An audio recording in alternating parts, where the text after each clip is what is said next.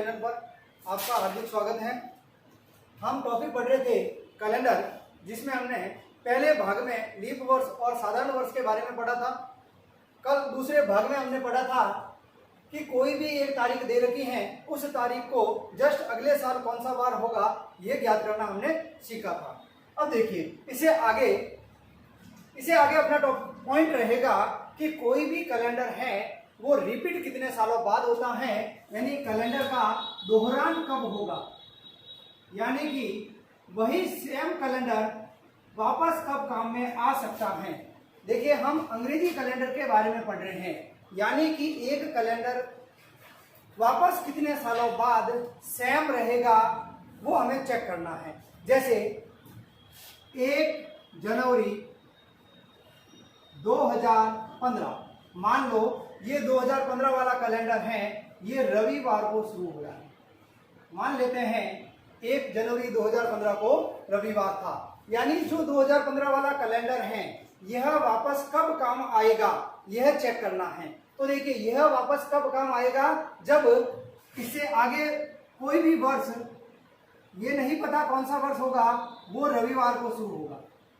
क्योंकि देखिए 7 दिन होते हैं सप्ताह में, रविवार से शुरू होगा, वापस रविवार आएगा, फिर सोमवार, इस तरीके से। यानी कि यह वर्ष रविवार को शुरू हो रहा है, तो इससे आगे कौन सा वर्ष रविवार को शुरू होगा।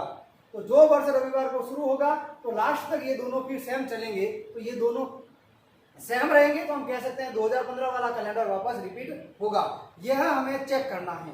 तो देखिए यह चेक करने के लिए हमें कुछ प्रोसेस है, उसको फॉलो करना है। तो देखिए एक विशेष ध्यान रखना है कि यहाँ पर जो साधारण वर्ष का कैलेंडर है, साधारण वर्ष का कैलेंडर साधारण वर्ष में ही रिपीट होगा।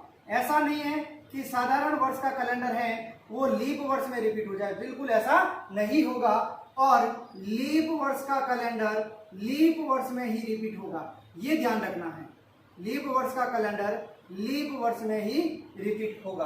अब देखिए मैं बात करूं 2015 की कि 2015 वाला कैलेंडर कब रिपीट होगा। तो देखिए 2015 के लास्ट 2 डिजिट में, देखिए क्या प्रक्रिया है, लास्ट 2 डिजिट में 4 का भाग देना है।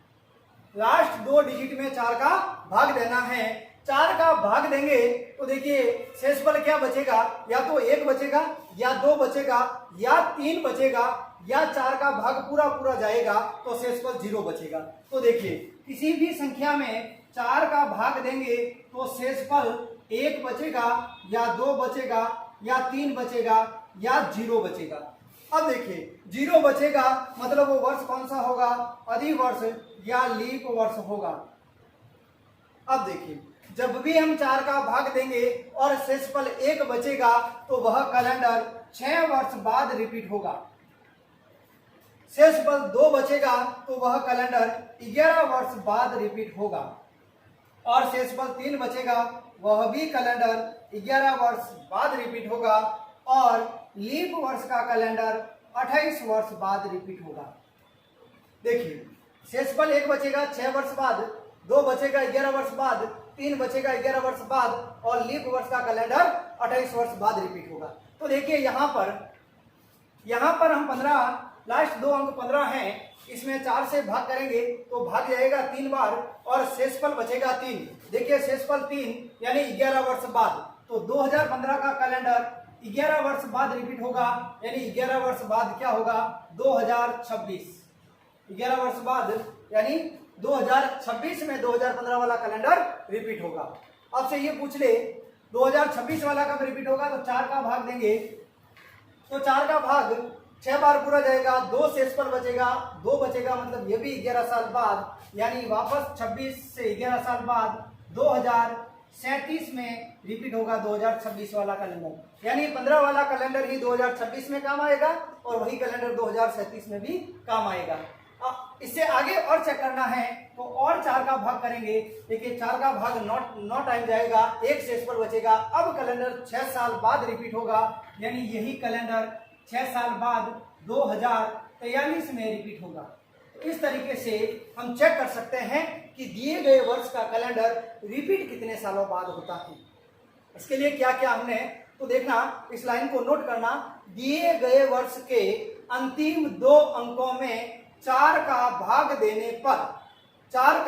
देने पर शेषफल क्रमशः 1 बचेगा तो 6 वर्ष बाद, 2 बचेगा तो 11 वर्ष बाद, 3 बचेगा तो 11 वर्ष बाद, और सभी लीप वर्षों का कैलेंडर 28 वर्ष बाद रिपीट होता है। अब देखिए इसे आगे, अब हम बात कर रहे हैं, देखिए शताब्दी वर्ष की, तो लीप शताब्दी वर्ष का कैलेंडर तो 28 साल बाद रिपीट होगा। और ऐसे शताब्दी वर्ष, देखना, ऐसे शताब्दी वर्ष जो लीप वर्ष नहीं हो, देखिए जो शताब्दी वर्ष लीप वर्ष होगा उसका कैलेंडर तो 28 साल बाद रिपीट होगा, और वो शताब्दी वर्ष जो लीप नहीं है, जैसे हम बात करें 1700 की, तो 1700 लीप शताब्दी वर्ष नहीं था, 1800 ये भी लीप शताब्दी वर्ष नहीं था, 1900 लीप शताब्दी वर्ष नहीं था, 2100 लीप शताब्दी वर्ष नहीं था। इन सभी का कैलेंडर 6 वर्ष बाद रिपीट होगा। यहां आपको किसी का भाग देकर चेक नहीं करना है। लीप शताब्दी वर्ष होगा तो 28 साल बाद, और साधारण शताब्दी वर्ष होगा तो 6 साल बाद। तो यहाँ ये भी लिख देते हैं साथ में 1600, 2000, 2400, इन सब का कैलेंडर है वो 28 वर्ष बाद रिपीट होगा। तो ये था अपने कि एक कैलेंडर रिपीट कितने सालों बाद होता है। अब देखिए आपके दिमाग में आ रहा होगा कि यहाँ पर हमने यही क्यों लिया, यहाँ हमने कहा कि एक शेषफल बचेगा तो 6 लेंगे, तो 6 वर्ष ही क्यों माना, 7 वर्ष क्यों नहीं माना, 2 लेंगे तो 11 वर्ष क्यों माना। तो इसके पीछे भी रीजन है, और हम हर बात रीजन के साथ पढ़ेंगे, क्योंकि गणित और रीजनिंग ऐसा सब्जेक्ट है जिसमें आप रट नहीं सकते, क्योंकि डाटा कोई सफिशिएंट नहीं है, अनलिमिटेड है, बहुत सारी बातें हैं इसमें, सारी बातें रट नहीं सकते। आपको कॉन्सेप्ट आना चाहिए किस वजह से ऐसा हुआ। देखिए हमने यहाँ पर 6 क्यों लिया, इसके पीछे रीजन है। हम बात कर रहे हैं 1 जनवरी 2015, मान लो यह रविवार है, यानी 1 जनवरी 2015 यहां माना हमने रविवार, 1 जनवरी 2015 को रविवार है। अब हम यह देख रहे हैं कि 2015 वाला कैलेंडर रिपीट कब होगा। जैसे हमने यहां चेक किया 2026 में रिपीट होगा। देखिए 1 जनवरी 2015 को रविवार, हमने लास्ट वीडियो में देखा था कि एक तारीख दे रखी हो, उससे जस्ट अगले साल कौन सी तारीख होगी। तो हम यहां पर कह सकते हैं 1 जनवरी 2016 को कौन सा वार होगा, तो यह साधारण वर्ष है, इससे 1 साल आगे लेंगे तो रविवार के बाद कौन सा आएगा, सोमवार। इसी प्रकार 2017 को कौन सा वार होगा, सेम डेट को, तो यहाँ पर देखिए मंगलवार नहीं होगा, क्योंकि यह लीप वर्ष है, 2 दिन अधिक होंगे, सोमवार के बाद यहाँ पर बुधवार होगा। फिर 2018 को गुरुवार होगा, 19 को शुक्रवार होगा, और 20 को शनिवार होगा, और अब देखिए 21 को रविवार नहीं होगा, क्योंकि 2020 लीप वर्ष है, यहां शनिवार के बाद सोमवार होगा। अब देखिए ये 2015 वाला कैलेंडर रिपीट कब होगा, जब 1 जनवरी को रविवार आएगा। क्या यहाँ पर अभी तक रविवार आया है, नहीं आया है, यानी अभी तक यह कैलेंडर रिपीट नहीं होगा। आगे देखिए 2022 में मंगलवार होगा, 23 में बुधवार होगा, 24 में गुरुवार होगा, और 25 में शुक्रवार नहीं होगा। यह लीप वर्ष है, तो गुरुवार के बाद यह शनिवार होगा, और 2026 में क्या होगा, रविवार होगा। देखिए 2026 1 जनवरी 2026 को रविवार होगा। यहां आप देख सकते हैं 1 जनवरी 2015 को रविवार था, यानी कि रविवार को यह वर्ष शुरू हो रहा है, ये भी रविवार को शुरू हो रहा है, तो बाकी सप्ताह के सारे दिन सेम होते हैं, तो ये दोनों कैलेंडर पूरा वर्ष क्या रहेंगे, सेम रहेंगे। तो आप यहाँ देख सकते हैं 1 2 3 4 5 6 7 8 9 10 11, यानी कि 2015 वाला कैलेंडर कितने सालों बाद रिपीट हो रहा है, तो आप कह सकते हैं कि 11 वर्ष बाद रिपीट हो रहा है। यहाँ पर आप देख सकते हैं हमने एक नियम बना दिया कि शेषफल, यहाँ लास्ट 2 डिजिट में भाग देने के बाद हमने नियम बनाया कि शेषफल कितना बच रहा है, क्योंकि यहाँ पर 11 हुआ, अब इससे आगे और चेक करेंगे तो यही नियम चलेगा। देखिए एक और यदि हम 2016 वाले की बात करें कि 2016 वाला कैलेंडर कब रिपीट होगा, तो देखना यहाँ सोमवार है तो वापस यहाँ सोमवार है, तो देखिए 1 2 3 4, यहाँ देखिए 1 जनवरी 2016 को सोमवार था, तो यहाँ पर सोमवार के बाद 2017 को बुधवार होगा, फिर गुरुवार होगा, शुक्रवार होगा और शनिवार, और वापस सोमवार आ रहा है 21 में, यानी इसमें कितना ऐड करेंगे, 6 ऐड करेंगे तो वापस यही स्थिति आएगी। यहाँ हो रहा है 6 ऐड, वापस आगे 11 हो गए, 11 ऐड होंगे तो वापस बुधवार यहाँ ऐड होगा। तो आप देख सकते हैं कि यहाँ पर शेषफल, यहाँ पर कैलेंडर एक तो 11 वर्ष बाद रिपीट हो रहा है और 6 वर्ष बाद रिपीट हो रहा है। तो हमने यहाँ से नियम निकाला कि जब शेषफल 1 बचेगा तो 6 वर्ष बाद, 2 बचेगा तो 11 वर्ष बाद और 3 बचेगा तो 11 वर्ष बाद रिपीट होगा, और लीप वर्ष का कैलेंडर है वो 28 वर्ष बाद रिपीट होगा।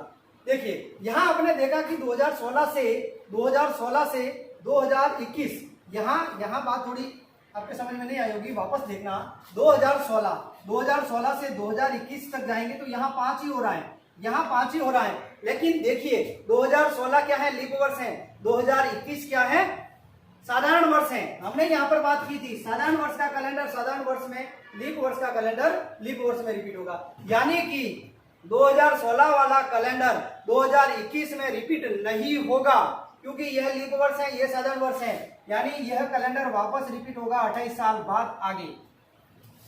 और 2017 वाला कैलेंडर बुधवार, तो यहाँ आप देख सकते हैं बुधवार यहाँ आ रहा है, यानी यहाँ आप स्पष्ट रूप से देख सकते हैं प्लस कितना हो रहा है, 6 हो रहा है। और 18 वाले में आप देख सकते हैं वापस आगे गुरुवार, ये आएगा आगे गुरुवार, तो ये भी 6 सालों बाद रिपीट हो रहा है। यानी कि दिए गए वर्ष के अंतिम 2 अंकों में 4 का भाग देकर आपको इस तरीके से चेक करना है। देखिए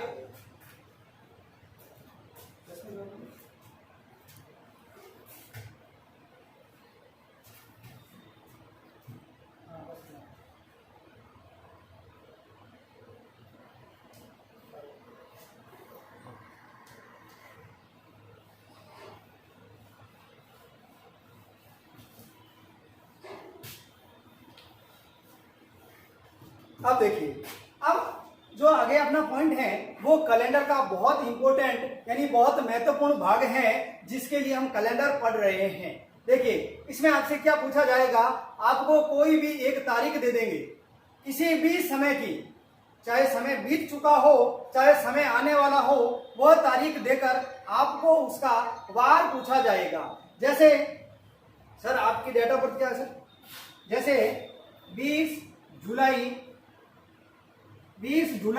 1994।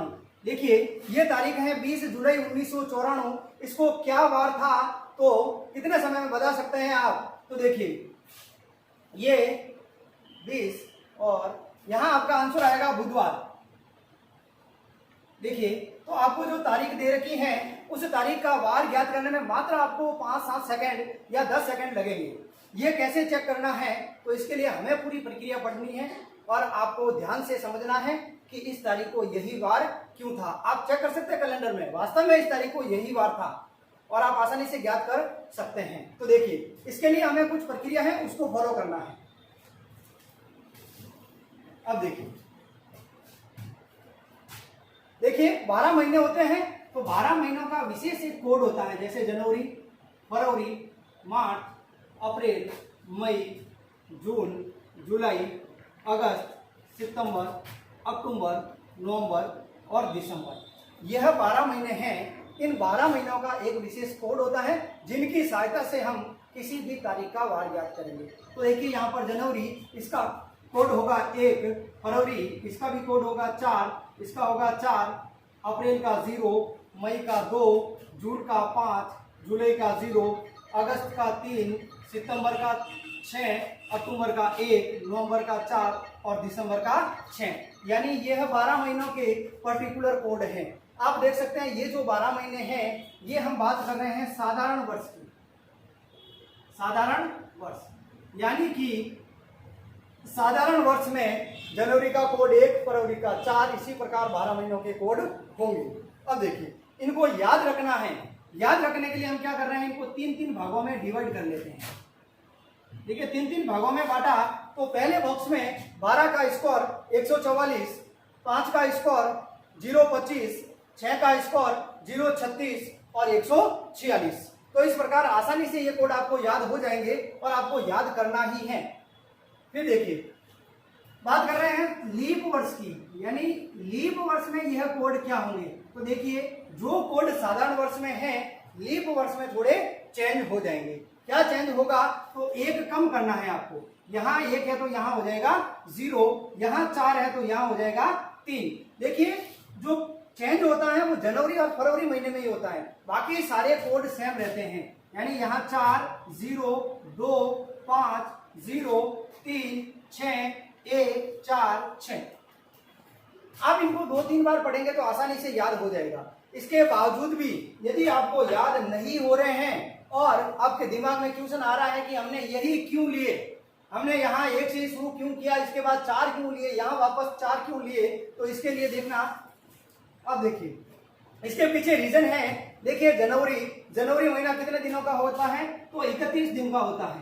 फरवरी 28 या 29, मार्च 31, अप्रैल 30, मई 31, जून 30, जुलाई 31, अगस्त 31, सितंबर 30, अक्टूबर 31, नवंबर 30 और दिसंबर 31। यानी यह दिन होते हैं इन महीनों में। अब देखिए, कोई भी वार है वो 7 दिनों बाद रिपीट होता है। यानी कि हम यह कह सकते हैं कि जनवरी महीने में 4 सप्ताह कंप्लीट बनेंगे, 28 दिन, पीछे दिन बचेंगे 3। तो हम यहाँ पर यूं कह सकते हैं कि सप्ताह बनने के बाद शेष कितने दिन बचे, यहाँ पर 3 दिन बचे। यहाँ पर क्या बचा, यहाँ पर 0 बचा, क्योंकि 4 सप्ताह कंप्लीट बन जाएगा, कोई दिन शेष नहीं बचेगा और लीप वर्ष में 1 दिन बचेगा। इसी प्रकार मार्च में 3 दिन शेष बचेंगे, अप्रैल में 2 दिन बचेंगे, मई में 3 दिन बचेंगे, जून 2 दिन बचेंगे, जुलाई में 3 दिन बचेंगे, अगस्त में 3 दिन बचेंगे, सितंबर में 2 दिन, अक्टूबर में 3 दिन और नवंबर में 2 दिन और दिसंबर में 3 दिन। तो आप यहाँ देख सकते हैं कि कंप्लीट सप्ताह बनने के बाद कितने दिन एक्स्ट्रा बचे। तो ये आपने देखा। अब देखिए, हमें कोड बनाने हैं। तो देखिए, शुरुआत तो हमें किसी भी डिजिट से करनी पड़ेगी। कई बुक वाले शुरुआत 0 से करते हैं और कहीं 1 से करते हैं। हमने यहाँ पर शुरुआत 1 से की है। तो देखिए, 1 और 3, यहाँ आ गया 4। साधारण वर्ष में 4 और 0 4, 4 और 3 7, 7 का मतलब वापस 0 हो जाता है, सप्ताह कंप्लीट। तो यहाँ आएगा 0, 0 और 2, यहाँ 2, 2 और 3 5, 5 और 2 7, वापस सप्ताह कंप्लीट, इसीलिए यहाँ 0, 0 और 3 3, 3 और 3 6, यहाँ 6, 6 और 2 8, 7 दिन का एक सप्ताह हो गया, 1 दिन शेष बचेगा, 3 और 1 4, 4 और 2 6। तो इस प्रकार यह कोड लेने के पीछे भी अपना रीजन है। अब देखिए, यहाँ पर आपको एक लाइन नोट करनी है, नोट करके लिखनी है। देखिए, यहाँ विशेष बात है, ये नोट आपको बहुत सारे क्वेश्चन सॉल्व करने में आपकी हेल्प करेगा। जिन जिन महीनों के, देखिए नोट क्या है, जिन जिन महीनों के कोड समान हैं, जिन जिन महीनों के कोड समान हैं, उन महीनों के कैलेंडर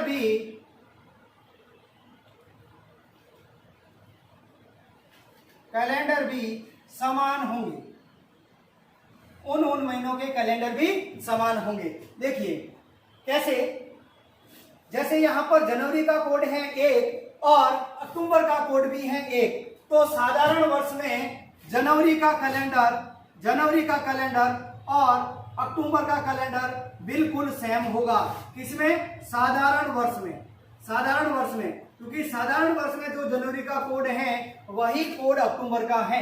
इसी प्रकार जो कोड फरवरी का है, मार्च का है और नवंबर का है, यानी कि फरवरी, मार्च और नवंबर का कैलेंडर भी क्या होगा, बिल्कुल सेम होगा। सेम का मतलब है, मान लो 1 जनवरी को या फिर 10 जनवरी को मंगलवार था तो 10 अक्टूबर को भी मंगलवार होगा, 20 जनवरी को गुरुवार था तो 20 अक्टूबर को गुरुवार होगा, 5 फरवरी को मंगलवार था तो 5 मार्च को भी मंगलवार होगा, 5 नवंबर को भी मंगलवार होगा। यानी कि जिनके कोड बराबर हैं वो पूरा महीना वार उस तारीख को सेम चलेगा। इसी प्रकार लीप वर्ष में जनवरी का कैलेंडर और अप्रैल का कैलेंडर सेम रहेगा और फरवरी का कैलेंडर और अगस्त का कैलेंडर सेम रहेगा, मार्च का कैलेंडर और नवंबर का कैलेंडर सेम रहेगा, सितंबर का कैलेंडर और दिसंबर का कैलेंडर सेम रहेगा। तो इस प्रकार इन कोड की सहायता से हम यह बता सकते हैं कि किन किन महीनों के कोड कैलेंडर समान होते हैं।